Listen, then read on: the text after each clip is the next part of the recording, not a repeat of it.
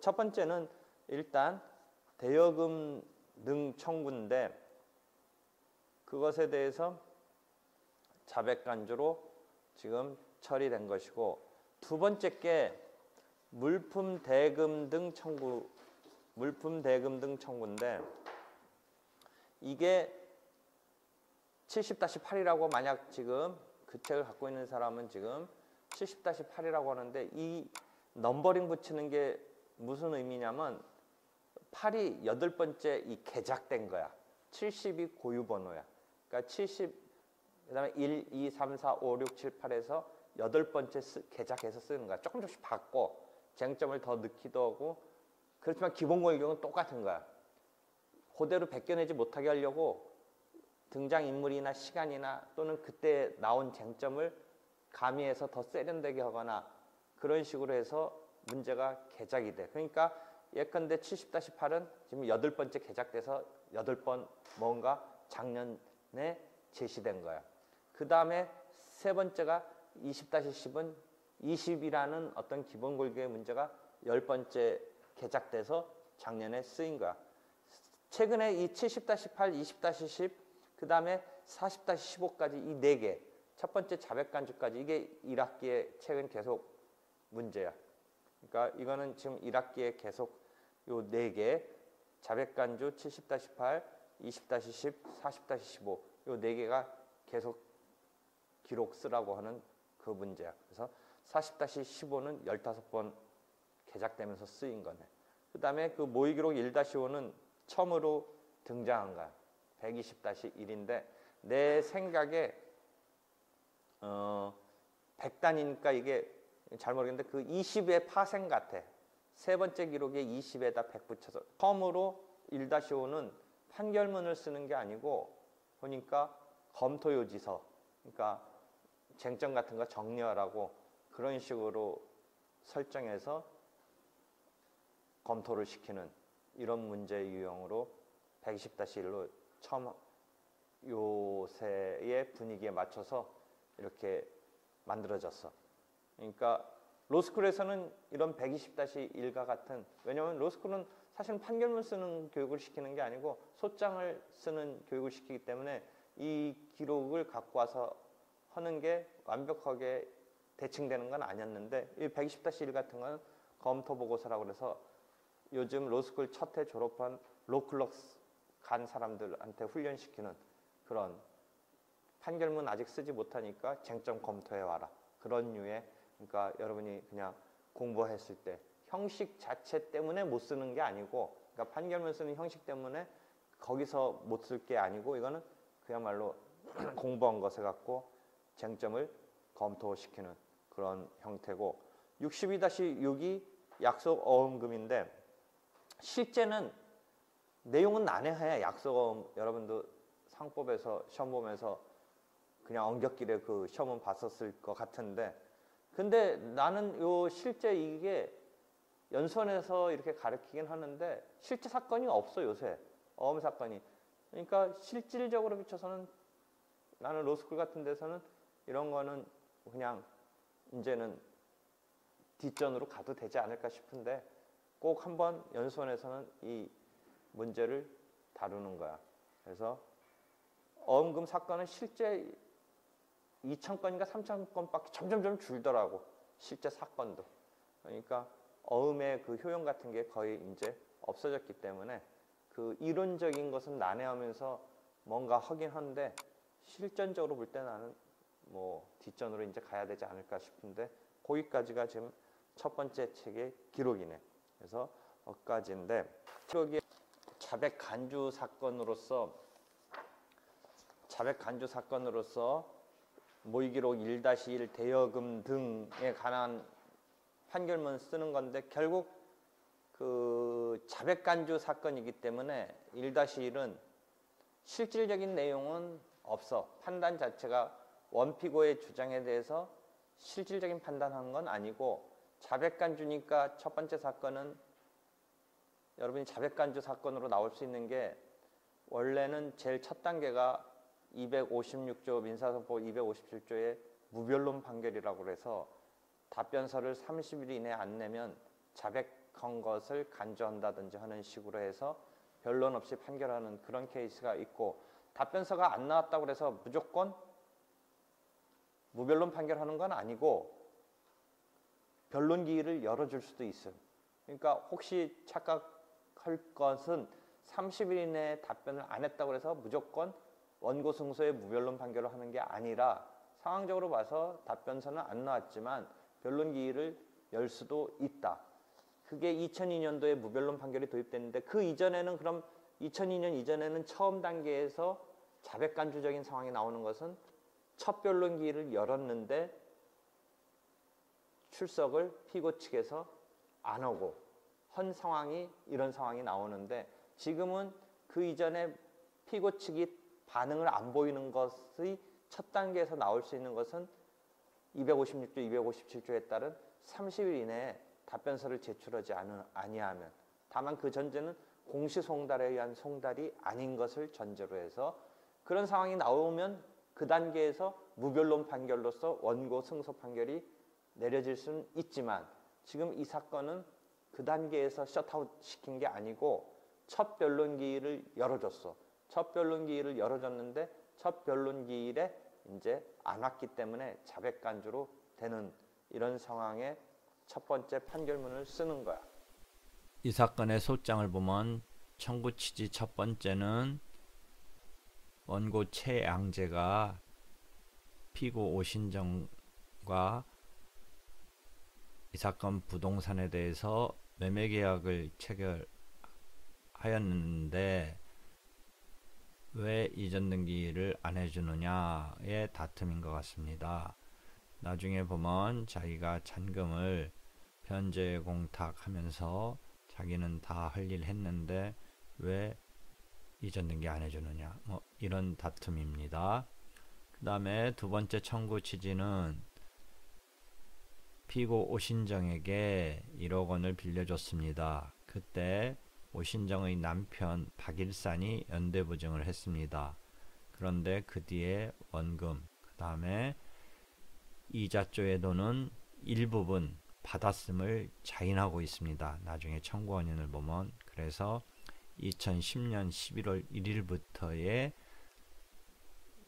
이 사건 소장이 송달된 날까지 연 1할 8푼의, 그 다음에 소장이 송달된 다음 날부터 다 갚는 날까지 아마 소송 촉진 등에 관한 특례법에 연 2할의 비율에 의한 이러한 지연손해금을 구하고 있는 것입니다. 이러한 청구 취지를 전제로 청구 원인을 조금 더 살펴보도록 하지요. 청구 원인을 보면 처음에 원고가 피고와의 관계를 이렇게 기재하고 있습니다. 그런 상황에서 이제 부동산 매매 계약이 있었고, 그 다음에 대여 소비대차 계약이 있었다라는 내용이 있습니다. 그렇게 해서 지금 쭉 그 상황이 기재되고 있는데요. 그 부분에 있어서 요 하단부점을 보면 매매대금 잔금을 1억 8천만원 잔금을 법원에 자기는 공탁하였다, 이런 내용도 나오고요.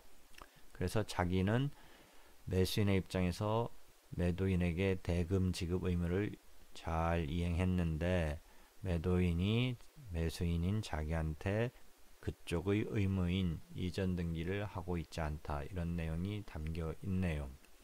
그 다음에 돈 빌린 것에 대해서는 2010년 8월 1일 피고 오신정에게 1억 원을 이자는 연 1할 8푼으로 해서 그 뒤에 2개월 지나면 9월 31일 이때 갚기로 했고, 남편 박일산이 연대보증을 샀다, 이런 이야기를 하고 있네요.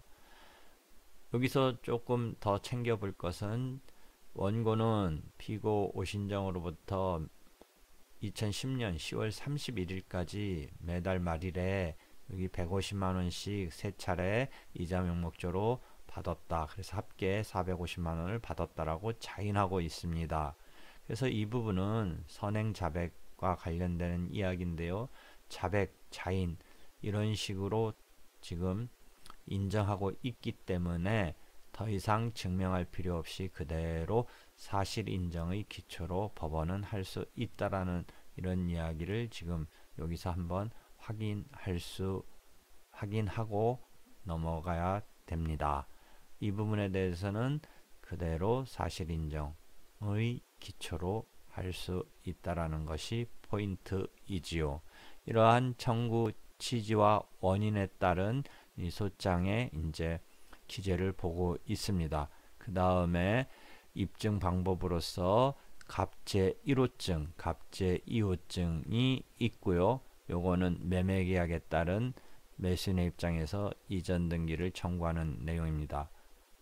네 번째 갑제 4호증은 자기의 잔금 지급을 금전공탁으로 했다라는 것에 대한 증거입니다. 그 다음에 세 번째 갑제 3호증은 소비대차의 대여금 청구에 대한 입증 방법이지요. 그래서 이러한 입증 방법이 첨부 서류로서 여기 첫 번째 보면 위 입증 방법 각 세 통, 피고 2명과 법원 이렇게 해서 각 세 통이 첨부되어 있다라는 것이 나오고 있네요. 그러면 그 입증 방법을 잠깐 보도록 하지요. 갑제 1호증은 부동산 매매계약서가 첨부되어 있네요. 그 다음에 갑제 2호증은 그 지금 대상이 되고 있는 부동산의 등기사항 증명서가 나오고 있네요. 그 다음에 갑제 3호증은 대여금권과 관련된 차용증이 나오고 있네요. 여기 보면 연대보증인으로 박일산의 도장과 주소 등이 적혀 있네요. 그 다음에 금전공탁서라고 해서 그 잔금을 매매계약에 따른 매수인의 잔금 지급 의무의 이행에 대한 갑제 4호증이 있네요. 이렇게 해서 소장과 그 첨부 서류 등이 제시되고 있습니다.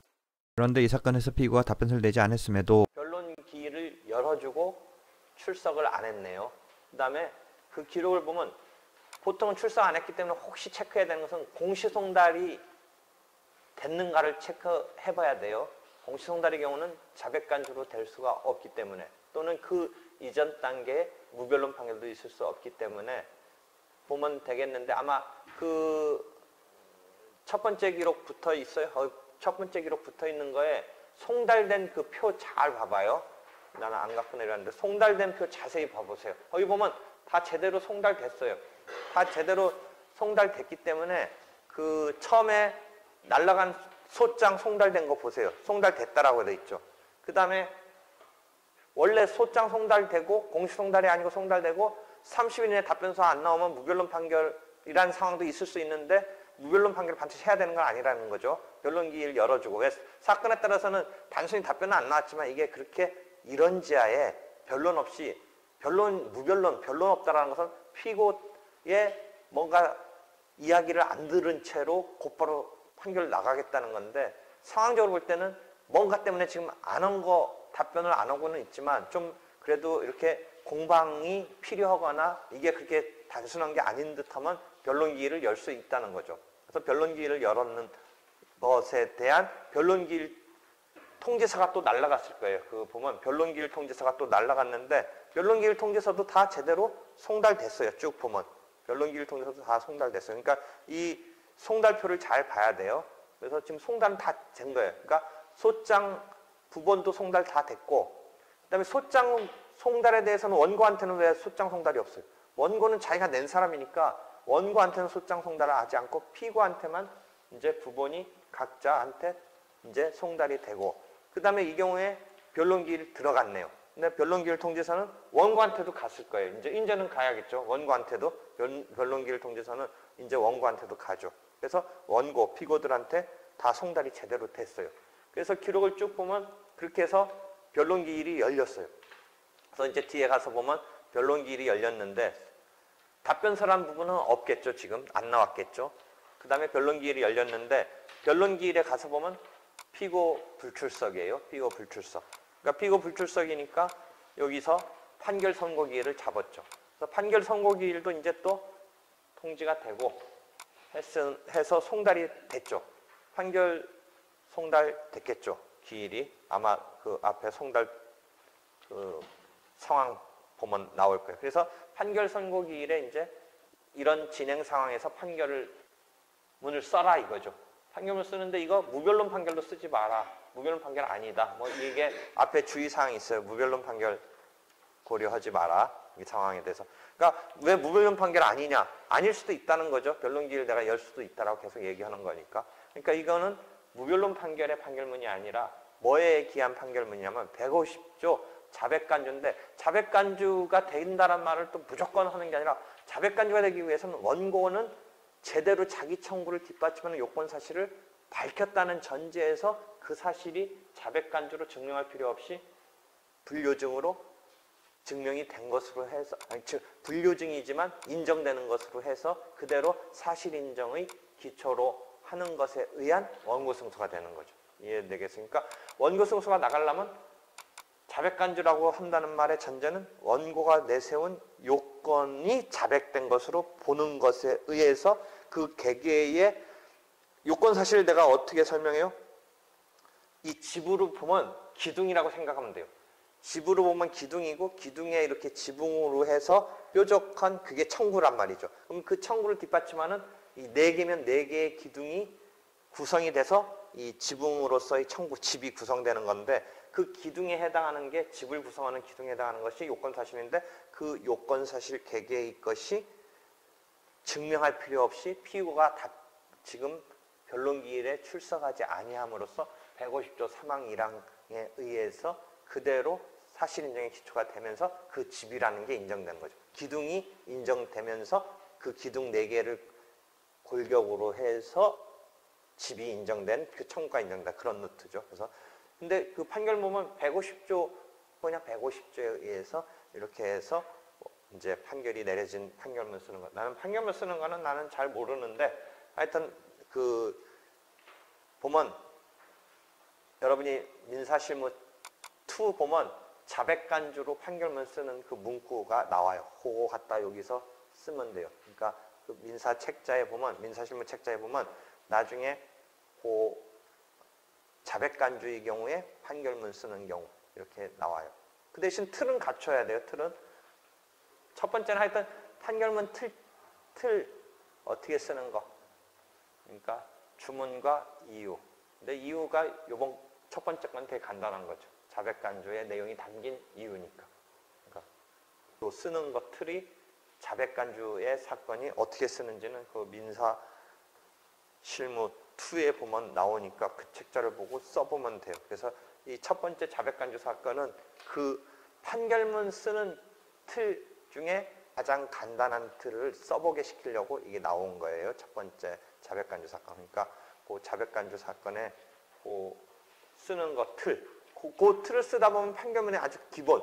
원래는 청구에 대한 다툼이 막 전개돼서 이유가 이제 막 복잡하게 뭔가 써줘야 되는데 이 경우는 거기가 심플한 거죠. 심플하지만 이 판결문 틀은 나와야 되니까 그거 한번 쓰는 것을 보게 하려고 등등 첫 번째 건 자백간주 사건이 있는 것이니까 그 점에 대해서 한번 이 써봐야 사건의 돼요. 판결문은 자백간주에 관한 사건으로서의 판결문인데 연수생용으로는 이것을 갖다가 제대로 연수원 교재에 따라서 판결문을 작성을 하라라는 게 지금 과제이지요. 하여튼 주문에 있어서는 자백간주로서 원고의 청구가 다 인용되는 이런 상황이 되겠죠.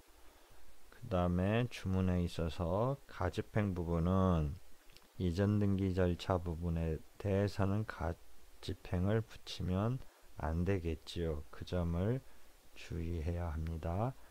이전 등기 절차 이행과 같은 의사의 진술을 명하는 판결에 대해서는 가집행을 붙이지 않는다. 이런 것이죠. 이 판결에 있어서 이유는 두 항목으로 나누어서 기재하는 게 편하겠지요. 소유권 이전 등기 청구에 관한 판단과 대여금 지연 이자 등에 관한 판단으로 나누어서 보는 것이 편합니다. 이전 등기 청구에 관해서는 역시 자백 간주로서 인정되겠는데요. 그 인정 자백 간주되는 원고의 주장은 이제 매매계약을 체결했다라는 것에 그치면 되지, 자기가 대금을 치렀다, 다 치렀는데 왜 그러느냐 까지는 요건사실로 주장할 필요가 없다라는 것이죠. 매매계약이 체결된 사실만 나타나면 되지, 대금을 제대로 다 지급했다라는 것은 매매를 원인으로 한 소유권 이전 등기 청구에 있어서 요건사실이 아니다, 이런 점을 주의해야겠지요. 그런 전제하에 결국 피고 오신정은 원고에게 지금 문제가 되고 있는 토지에 대해서 매매를 원인으로 한 소유권 이전 등기 절차를 이행할 의무가 있다라고 하면 되겠죠. 그 다음에 두 번째 항목인 대여금 청구에 대해서는 역시 자백간주로, 그 다음에 피고들은 연대해서 연대부증을 섰기 때문에 이렇게 주어라 라는 내용이 담기게 되는데, 이때 하나 포인트는 이자 3개월 부분의 지급에 대해서 원고가 자인하고 있으니까 그 부분을 잘 밝혀서 나타내 주어야겠지요. 그런 전제하에 이제 3개월분 받았으니까 그 다음 날부터, 즉 2010년 11월 1일부터 피고들에게 송달된 날이 이제 기록에 나오니까 그런 날 정확하게 제시하면서 약정이율인 연 18% 그리고 소장 부분이 송달된 다음 날부터 다 갚는 날까지는 소송 촉진 등에 관한 특례법이 정한 연 20%의 비율에 의한 지원손해금 지급, 이런 부분을 잘 나타내 주어야 하겠지요. 이것이 자백간주의 사건에 대한 첫 번째 판결문 작성하는 과제인데요.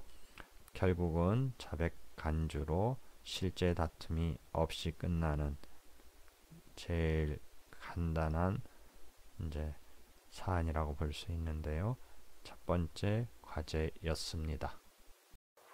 이렇게 해서 첫 번째 기록 있고, 그 다음에 70-8 두 번째 기록은 다음에 이제 지금 변호사 실무에서의 소장 답변서를 전제로 다음에 70-8 두 번째 사건을 보도록 할게요.